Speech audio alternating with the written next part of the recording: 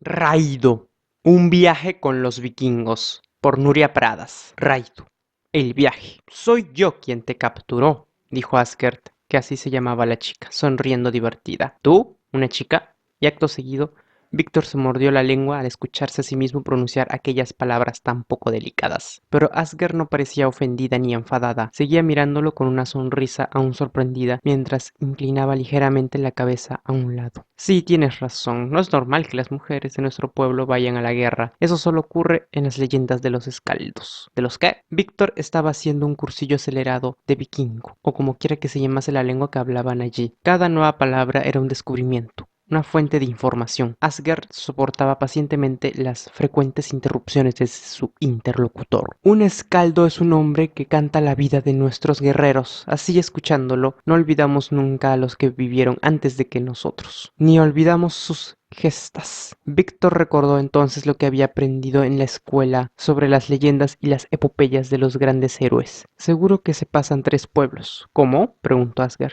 Exageran, mujer. La chica se puso a reír. Tenía una risa fina como una melodía. Víctor pensó que era la primera vez que la veía reír de ese modo y que estaba encantadora cuando lo hacía. Si de veras lo hicieran, si exagerasen, la gente les tiraría huesos y toda clase de cosas a la cabeza. Ya veo que vosotros todo lo resolvéis igual. Asgerd dejó de hablar. Contemplaba el escarabajo verde que había intercambiado con Víctor. Él tenía tantas preguntas que hacerle que no sabía por dónde empezar. ¿Y cómo es que tú, aun siendo una chica, luchas? Ella lo miró directamente a los ojos. Siempre he sentido la necesidad de ir más allá. No puedo soportar la idea de que como mujer mi trabajo consiste en quedarme en casa cuidando el fuego. Te entiendo. Por eso, siendo todavía muy pequeña, me escondí en el Knorr y me fui con mi padre y con Eirik de expedición. Víctor estaba a punto de preguntar qué era un Knorr, pero supuso que se trataba de un barco, como el que le había traído hasta estas frías tierras, donde si no podía esconderse un vikingo que quisiera partir de aventuras. Así que su pregunta fue otra. ¿Eric es el grandulón con quien te peleaste? No te entiendo. Eric es mi hermano mayor. Todos lo conocen como Eric el Rojo porque tiene el cabello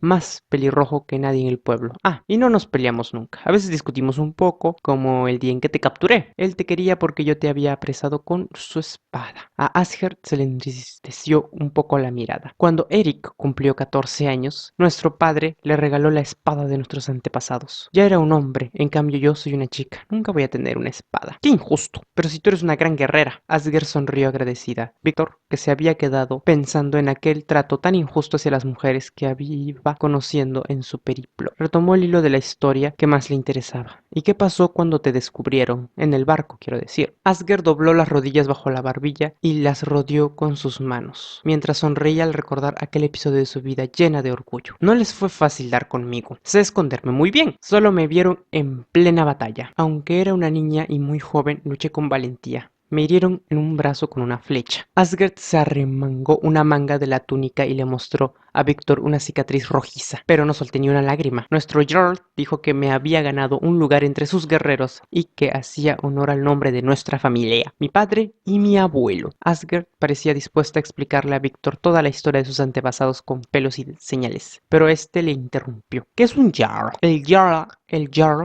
es nuestro jefe, el más poderoso de los guerreros. A Víctor le vino a la mente la figura gigante del rubio barbudo y acto seguido notó un runrurún en el estómago. El simple recuerdo de aquel hombre le descomponía las tripas. Se quedó callado mientras un escalofrío recorría su cuerpo. Asgerd aprovechó la ocasión. Ya estoy cansada de responder a tus preguntas. Ahora me toca a mí preguntar algunas cosas que no entiendo. ¿No te parece? ¿Cómo hay que llamarte? Porque hablas mi lengua. Si vienes del otro lado del mar por...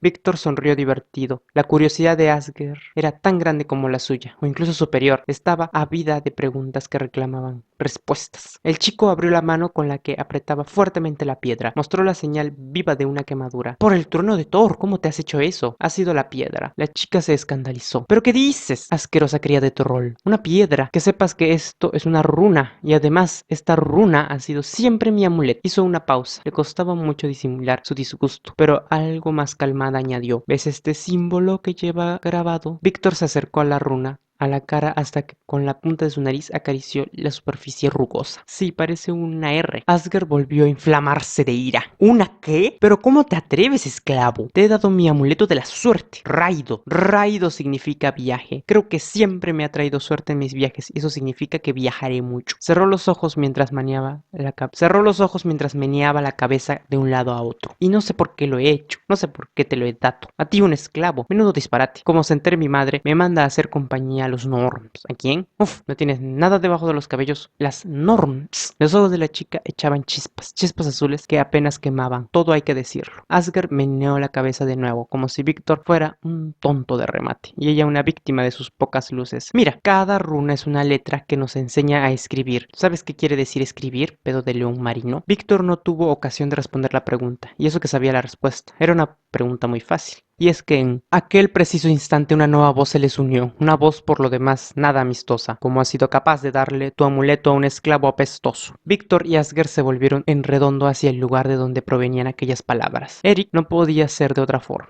Los ojos de Víctor lo miraban llenos de temor, los de Asger brillando de indignación. Y tú, foca marina, ¿cuánto rato llevas espiándonos como un gusano cobarde? Vuelve a llamarme cobarde y mi espada caerá sobre ti como el rayo de Odín, vociferó Eric, hecho una furia. La pelea o pequeña discusión, según el criterio de Asger, fue subiendo de tono, mientras que Víctor cada vez tenía más claro que quien acabaría pagando las consecuencias sería él. Estas cosas siempre acababan mal, por eso estaba a punto de apretar a correr y volver al bosque, con el pretexto de ir por más leña, pero tuvo que descartar la idea porque otra voz, una voz escalofriante, se unió a la conversación. Bueno, aquello ya empezaba a parecer la clase de mates en viernes a última hora de la tarde. Él no es ningún esclavo y su amuleto es tan poderoso como el tuyo, Asgard.